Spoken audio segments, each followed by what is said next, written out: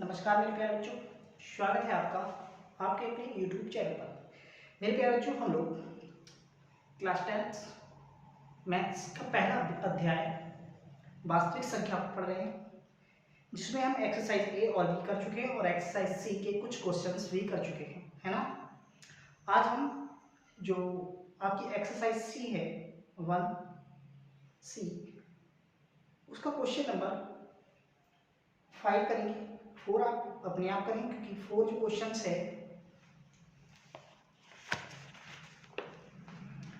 Question 4 और 3 same है, sorry 4 और 2, ठीक है। तो इसलिए 4 और 2 आप 2 मैंने करा दिया, 4 आप अपने आप करेंगे और क्वेश्चन नंबर 5 है, इस क्वेश्चन को मैं करा रहा हूँ, ठीक है। तो मेरे प्यारे बच्चों, क्वेश्चंस आपके सामने बोर्ड पर लिखा है कि यदि √2 एक परमेय संख्या नहीं है, तो सिद्ध कीजिए कि 2 + √2 एक परमेय संख्या नहीं है, ठीक है। क्वेश्चन क्या है कि यदि ये परमेय संख्या नहीं है तो सिद्ध करके दिखाओ ये भी परमेय संख्या नहीं है, ठीक है। तो देखो मेरे प्यारे बच्चों, क्वेश्चंस सबसे पहले आपको दिया है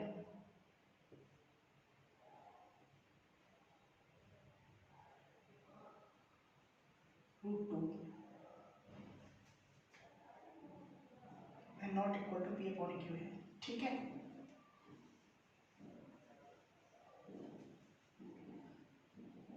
जहां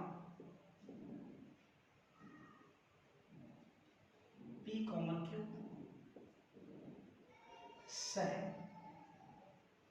अभाज्य संख्या है,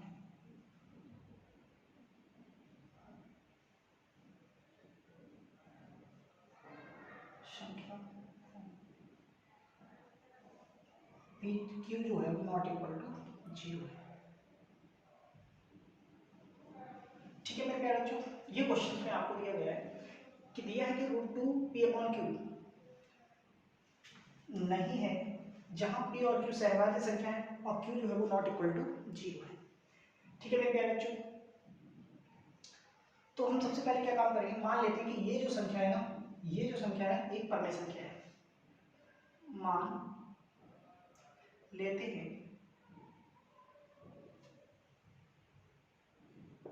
कि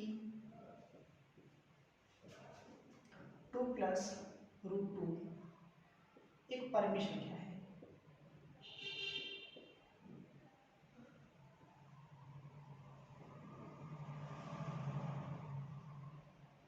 ठीक है। अगर ये परमेय संख्या है तो मेरे प्यारे बच्चों इसे निम्न रूप में लिखा जा सकता है, P/Q रूप में, ठीक है। जहां P/Q क्या है, P/Q सहअभाज्य संख्या है,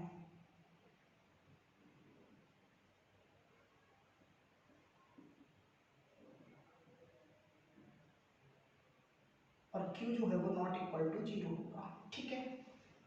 इतना समझ आ गया। तो मेरे प्यारे बच्चों, हम यहाँ से √2 की वैल्यू निकालें तो P/Q माइनस का ये हो जाएगा, माइनस का हो जाएगा, इतना समझ आ गया। अब मेरे प्यारे बच्चों आप देखें, जहां आप देख रहे हैं P/Q, 2 क्या है, पूर्णांक है। अगर ये पूर्णांक है इसलिए ये जो संख्या होगी ना P/Q -2 क्या होगी, एक परिमेय संख्या होगी,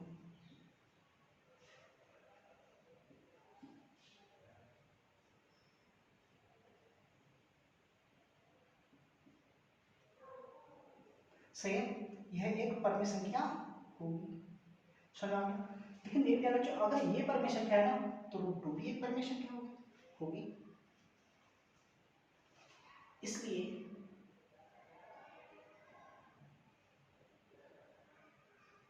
√2 भी एक परिमेय संख्या होगी।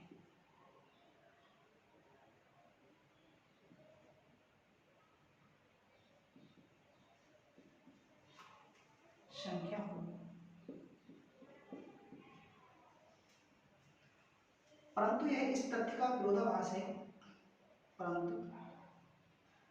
यह इस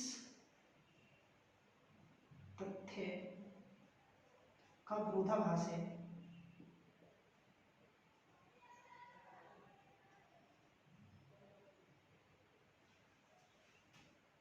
कि √2 एक अपरिमेय संख्या है, √2 एक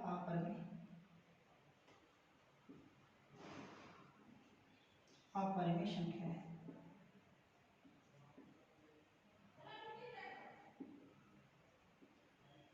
सही है, यानी इस तथ्य का ये विरोधाभास हो गया कि ये क्या है, परिमेय संख्या। क्योंकि मेरे प्यारे बच्चों, अगर पूर्णांकों से मिलकर एक संख्या बनती है वो परिमेय संख्या होती है, और कोई भी चीज उसके बराबर है तो वो भी परिमेय संख्या है। यानी अगर ये परिमेय संख्या तो ये भी परिमेय संख्या, ठीक है। लेकिन यह इस तथ्य का विरोधाभास है कि √2 हम क्या जानते हैं, √2 तो अपरिमेय संख्या है ना, इसलिए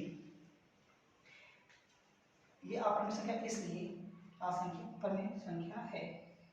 इसलिए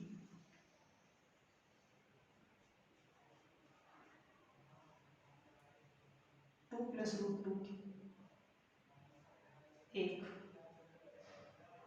अपरिमेय संख्या होगी।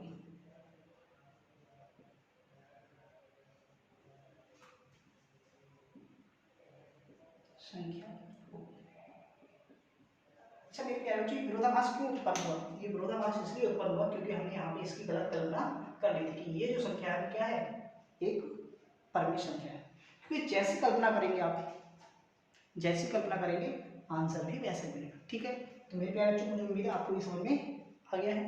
नोट करो मेरे प्यारे बच्चों जल्दी से।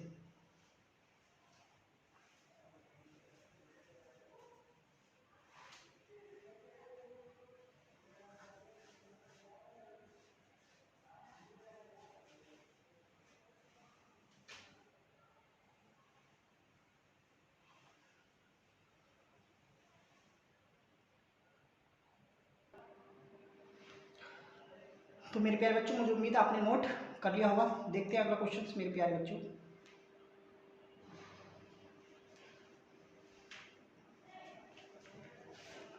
Question number 6।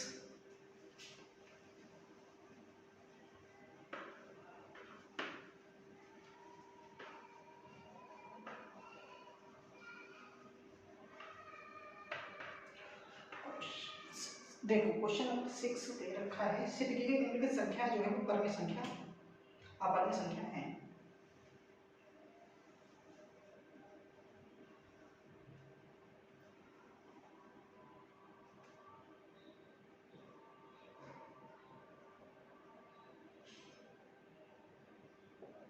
सिद्ध कीजिए कि निम्न संख्या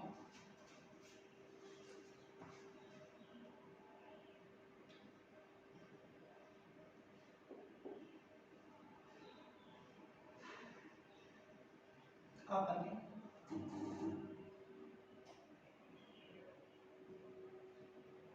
अपरिमेय संख्या है।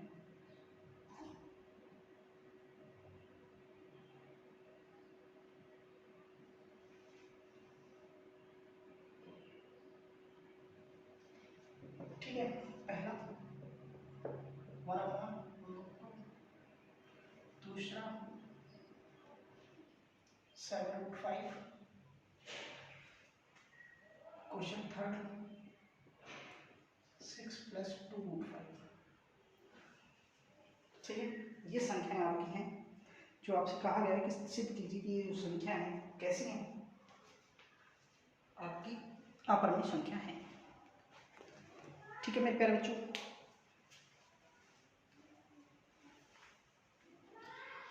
अब हम क्या काम करेंगे, फर्स्ट को उठाते हैं, लिखेंगे मान लेते हैं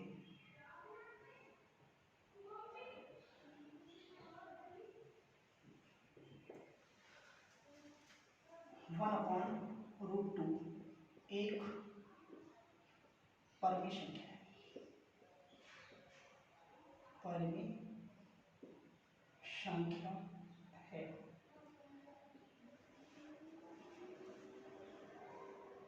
जिससे तो इसे तो इसे निम्न रूप में लिखा जा सकता है मेरे प्यारे बच्चों, निम्न रूप में लिखा जा सकता है।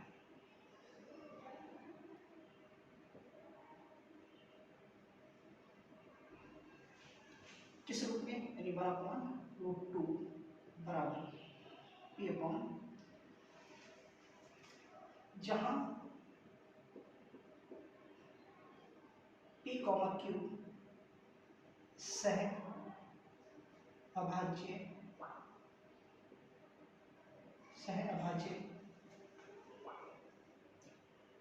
पूर्णांक है।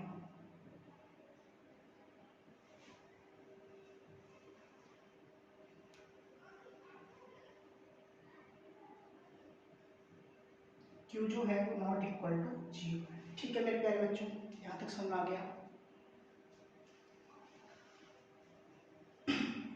तो मेरे प्यारे बच्चों, इस चीज को हम अगर पलट कर लिखना चाहें तो ये इस तरीके से हो जाएगा और Q चला जाएगा ऊपर, P आ जाएगा नीचे। ठीक है ना? जैसे हमने नीचे का अगर चाहे तो 2 मिटा सकते हैं। यहाँ तक समझ आ गया? ठीक है। अब मेरे प्यारे बच्चों, जहाँ P, Q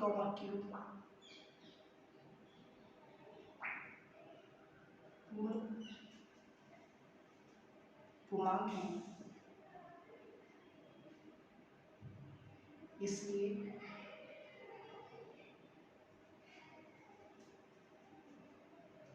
जहां P, Q क्या पूर्णांक है, इसलिए जो Q अपॉन P होगा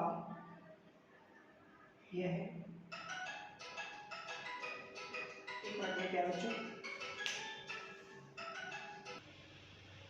मैं कह रहा हूँ अब ये जहां क्या P और Q क्या है पूर्णांक है, इसलिए P, Q अपॉन P क्या है, यह एक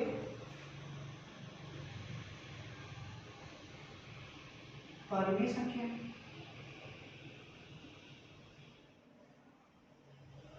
ना? इसलिए जब ये परिमेय संख्या है तो ये भी क्या होगी, परिमेय संख्या होगी। तो √2 भी एक परिमेय संख्या होगी, क्योंकि परिमेय संख्या होगी। ठीक है, परंतु यह इस तथ्य का विरोधाभास है, परंतु बेटा यह इस तथ्य का विरोधाभास है कि √2 एक अपरिमेय संख्या है ही नहीं, परंतु यह इस तथ्य का विरोधाभास है कि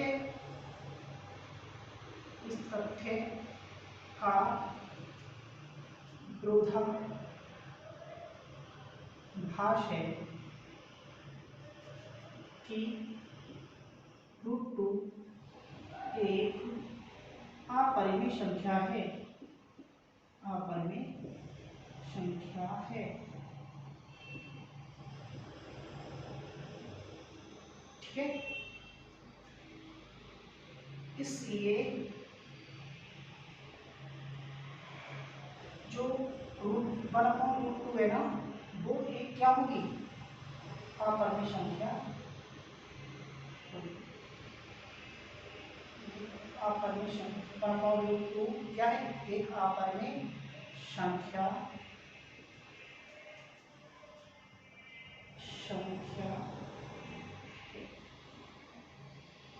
ठीक है। देखो मेरे प्यारे बच्चों, दोबारा से सिद्ध कीजिए कि निम्न जो संख्याएं दे रखी हैं, ये संख्याएं जो हैं सब आपस में, ये मुझे प्रूव करना है। तो मैंने कहा पहला पार्ट आओ, आपने कहा पहला पार्ट उठा लेते हैं। तो मान लेते हैं कि 1/√2 एक परिमेय संख्या है, तो इसे निम्न रूप में लिखा जा सकता है, ऐसे। ठीक है, जहां P और Q क्या सहभाज्य पूर्णांक है। सहभाज्य पूर्णांक का मतलब जानते हैं आप, कल की वीडियो मैंने आपको बताया था, है ना? सहभाज्य पूर्णांक, परंतु यहाँ Q जो 0 नहीं है। तो मेरे प्यारे बच्चों, इसे हम पलट के लिखते हैं। समझ आ गया? जैसे आप पलट कर लिखोगे, यानी नीचे का ऊपर का नीचे कर दोगे, तो ये Q ऊपर चला जाएगा, P नीचे आ जाएगा, √2 ऊपर चला जाएगा और नीचे आ जाएगा, लेकिन वह नीचे लिखा नहीं जाता। ठीक है, तो ये आ गया, यानी ये रूप यहाँ पे आ गया। अब जहाँ P और Q क्या पूर्णांक है, इसलिए जहाँ P और जो Q है वो क्या पूर्णांक है, इसलिए ये जो संख्या बढ़ रही है, ये वाली, ये क्या है, एक परिमेय संख्या है। क्या है, परिमेय संख्या है। अगर ये परिमेय संख्या है तो मेरे प्यारे बच्चों ये इसके बराबर ही तो है, अगर ये परमेय संख्या तो ये भी परमेय संख्या है, तो हमने यही बोला है यह एक परमेय संख्या है तो √2 भी एक परमेय संख्या होगी, ठीक है। परंतु यह इस तथ्य का विरोधाभास है कि √2 एक अपरमेय संख्या है, क्योंकि हम जानते हैं किस बात का विरोधाभास है, ये इस बात का विरोधाभास है कि √2 एक क्या होती है, अपरमेय संख्या होती है, क्योंकि यहाँ बोला जा रहा है परमेय संख्या, यहाँ बोला जा रहा है अपरमेय संख्या। इसलिए ये जो संख्या है ना, ये क्या होगी। अच्छा, ये कल्पना गलत क्यों हुई, क्योंकि हमने यहाँ पर गलत मान लिया है, हमने उसकी कल्पना ही गलत की, हमने गलत माना कि जो 1/√2 है वो एक परमेय संख्या है, सॉरी गलत मान लिया कि हमने यह एक परमेय संख्या। जैसे गलत मानोगे तो कल्पना भी कैसी होगी, गलत होगी। तो मेरे प्यारे बच्चों, आपको समझ में आ गया, क्लियर है, ठीक। अब आप इसे नोट करो, फिर करते हैं अगला क्वेश्चन। हाँ सुनो एक बात, इस क्वेश्चन को आप, जैसे मैंने आपको पहला क्वेश्चन कराया था 3√3 एक अपरमेय संख्या है, उसकी तरह ये हो जाएगा। क्वेश्चन नंबर 3 की तरह आपका ये हो जाएगा, ठीक है। तो मेरे प्यारे बच्चों, इसे और इस क्वेश्चन को मैंने आपको होमवर्क में दे दिया है, बस इन लोगों ने यहाँ 3 की जगह क्या दे दिया है, 7 दे दिया, और यहाँ पे √3 की जगह 5 दे दिया है। और क्वेश्चन नंबर 3 है, उसमें यहाँ 3 की जगह 6 दे दिया है, और यहाँ पर इन्होंने क्या दिया है, √2 दे दिया। आप कर लेंगे इसे, ठीक है।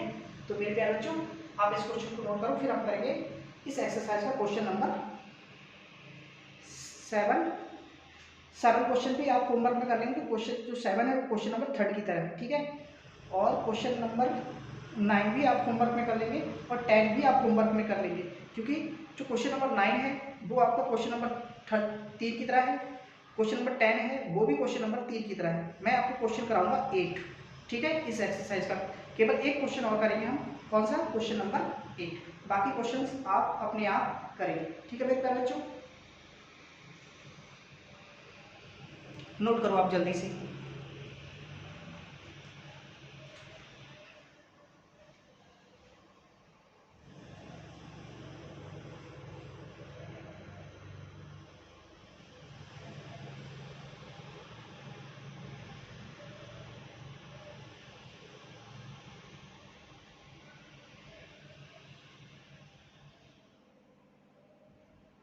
देखते हैं मेरे प्यारे बच्चों अगला क्वेश्चन। मेरे प्यारे बच्चों, ये रहा आपका क्वेश्चन नंबर 8। सिद्ध की थी 5√5 - √3 एक अपरमेय संख्या है, ठीक है।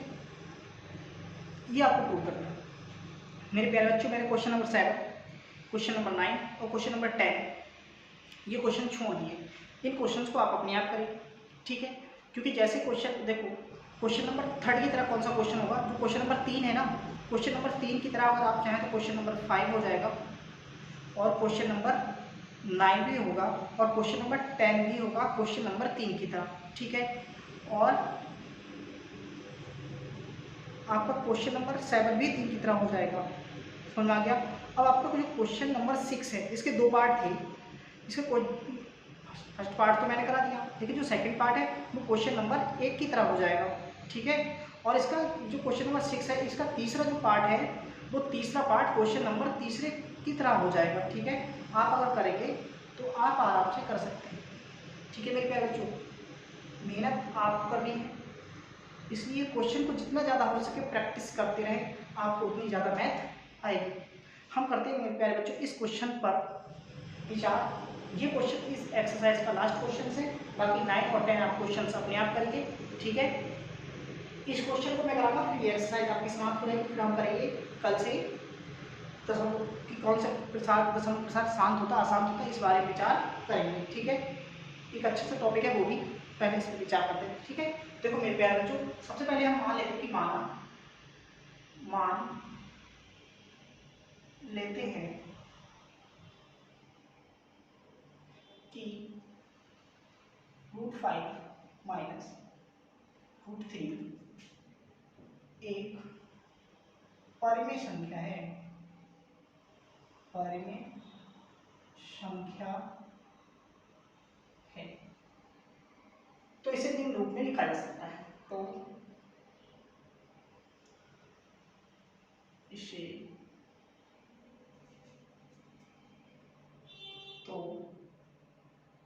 इसे निम्न रूप में लिखा जा सकता है मेरे प्यारे बच्चों। अगर परिमेय संख्या तभी लिखा जा सकता है, ठीक है।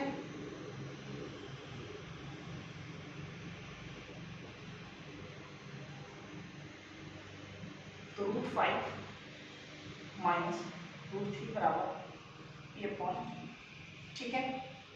ये हम हर बार लिखते हैं, आप कहेंगे जहाँ P, Q क्या है, सहअभाज्य संख्या है, सहअभाज्य संख्या है, सहअभाज्य संख्या है,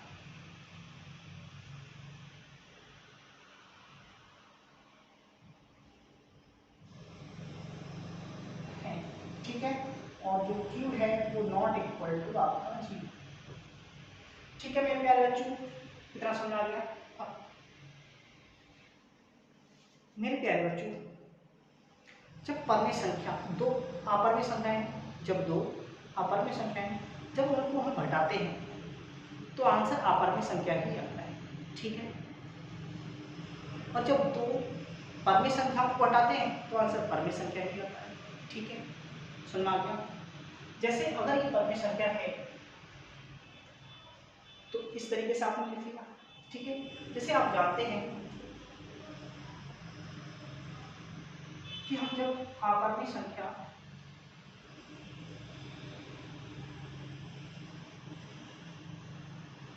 माइनस अपरमेय संख्या करते हैं तो क्या आता है आपका, अपरिमेय संख्या ही आएगा, ठीक है। यानी अपरमेय संख्या अपरमेय संख्या घटाते तो अपरमेय आता है, ठीक है। तो मेरे प्यारे बच्चों, और जब परमेय संख्या माइनस परमेय संख्या घटाते हैं तो आपका परमेय संख्या, ठीक है ना।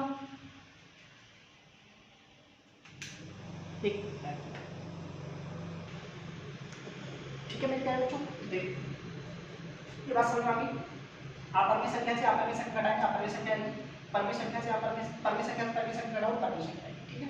हम इस लॉजिक का प्रयोग करें, ठीक है मेरे प्यारे बच्चों।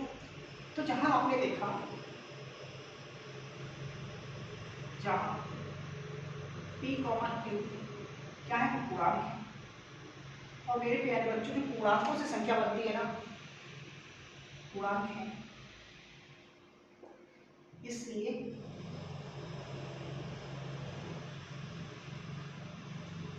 ये P/Q एक परमेय संख्या है, क्या है, एक परमेय संख्या है, ठीक है। जब ये परमेय संख्या तो मेरे प्यारे बच्चों ये भी क्या है, परमेय संख्या होगी, तो √5 माइनस √3 भी एक परमेय संख्या होगी, परमेय संख्या, ठीक है। परंतु यह इस तथ्य का विरोधाभास है, परंतु यह इस तथ्य का, किस तथ्य का मेरे प्यारे बच्चों, इस वाले का,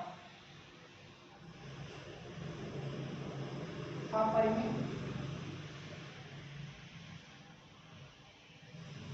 माइनस अपरिमेय क्या होता है, अपरिमेय,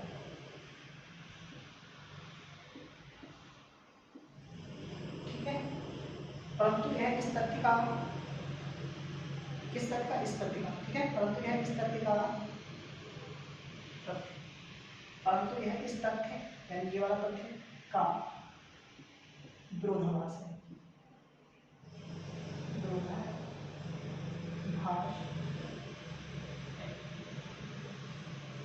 इसलिए ठीक विरोधाभास क्यों उत्पन्न हुआ, हमारी गलत कल्पना के कारण, क्योंकि हमने गलत माना और आंसर क्या आया, गलत आया, ठीक है। इसलिए √5 माइनस √3 एक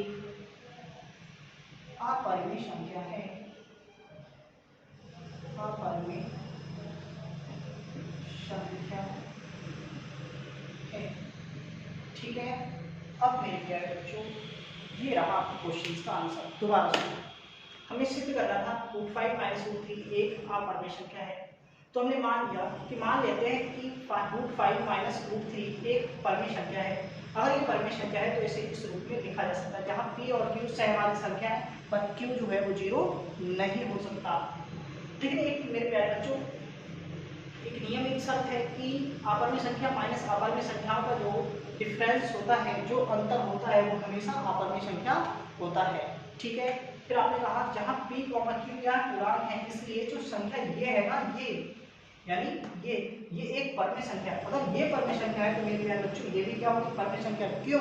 क्योंकि ये इसके बराबर है। ठीक है। तो आपने कहा अगर ये परिमेय संख्या है तो ये भी क्या होगी? परिमेय संख्या होगी।